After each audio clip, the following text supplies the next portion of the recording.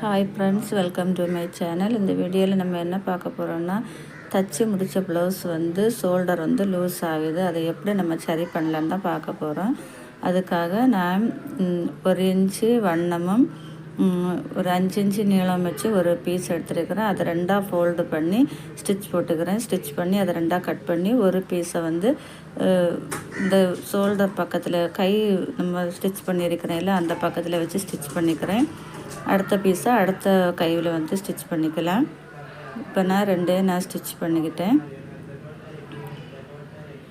இப்போ வந்து நான் ப்ரெஸ் பட்டன் எடுத்துருக்கிறேன். இந்த ப்ரெஸ் பட்டனை வந்து நம்ம அந்த ஷோல்டர் பக்கத்தில் வச்சு ஸ்லீவ் பக்கத்தில் வச்சு நம்ம ஸ்டிச் பண்ணியிருக்கேன் பாருங்கள் பீஸு, அதில் வந்து ஒரு பீஸை வச்சு ஸ்டிச் பண்ணலாம்.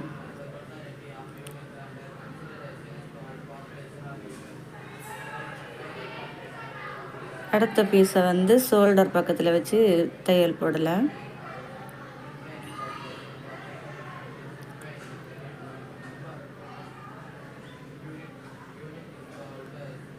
அடுத்த பக்கத்துலேயே அடுத்த கையும் அதே மாதிரி நம்ம ஹெம்மிங் பண்ணி எடுக்கலாம். இந்த மாதிரி நம்ம ஹெம்மிங் பண்ணி எடுத்து நம்ம இந்த ப்ளவுஸ் நம்ம போடும்போது அந்த ஷோல்டர் லூஸ் ஆகி அந்த ப்ராப்ளத்தை நம்ம சரி பண்ணலாம்.